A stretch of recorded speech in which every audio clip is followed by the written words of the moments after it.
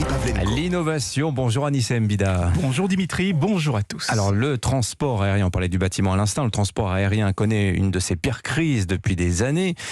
Pourtant ça n'a pas l'air de ralentir certains développements. De nouveaux avions supersoniques devraient faire leur apparition. Ben oui, on pensait que le supersonique était mort et enterré depuis la fin du Concorde, en fin 2003. Eh bien non, une start-up américaine qui s'appelle Boom Supersonic vient de lancer la construction de l'usine qui permettra de fabriquer ce qu'ils appellent l'ouverture. Alors l'ouverture, qu'est-ce que c'est ? C'est un presque clone du Concorde, il fait quasiment la même taille, mais il ira un poil moins vite, 1,7 fois la vitesse du son contre 2,2, ce qui lui permettra quand même de faire un Paris-New York en 3h30 au lieu de 7h aujourd'hui. Et la société annonce déjà près de 80 commandes fermes, la preuve que le supersonique intéresse plus que jamais.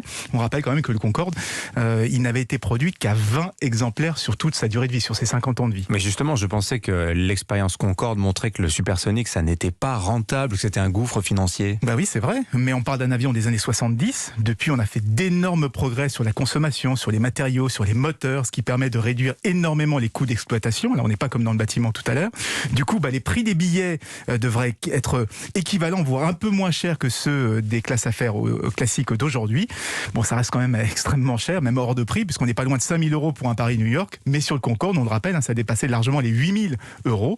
Enfin, Boom annonce une neutralité carbone, puisqu'il s'appuie exclusivement sur des carburants de synthèse ou biosourcés, ce qui devrait aider pour le FlixCam, vous savez, la fameuse honte de prendre l'avion. Et qu'en est-il du bruit, puisque c'était aussi un des grands reproches adressés au Concorde, le bang quand il passe le mur du son. Vous avez raison, c'est même pour ça qu'on a fini par lui interdire de voler en vitesse supersonique au-dessus des terres. Eh bien, ça sera la même chose avec Boom. Il devra attendre d'être au-dessus de l'océan pour mettre les pleins gaz.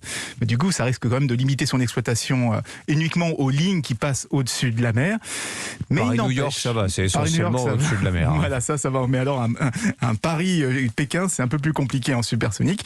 Il n'empêche, le supersonique est quand même bien parti pour faire son grand retour. Un prototype vole déjà et les premières séries devraient sortir de l'usine en 2024. Ensuite, ce sera au tour de la certification et les vols commerciaux pourraient commencer dès 2029. Il y a la pub partout sur les réseaux sociaux pour Boom Supersonic. J'en suis personnellement inondé. Ils sont en bourse, ils veulent monter leur action.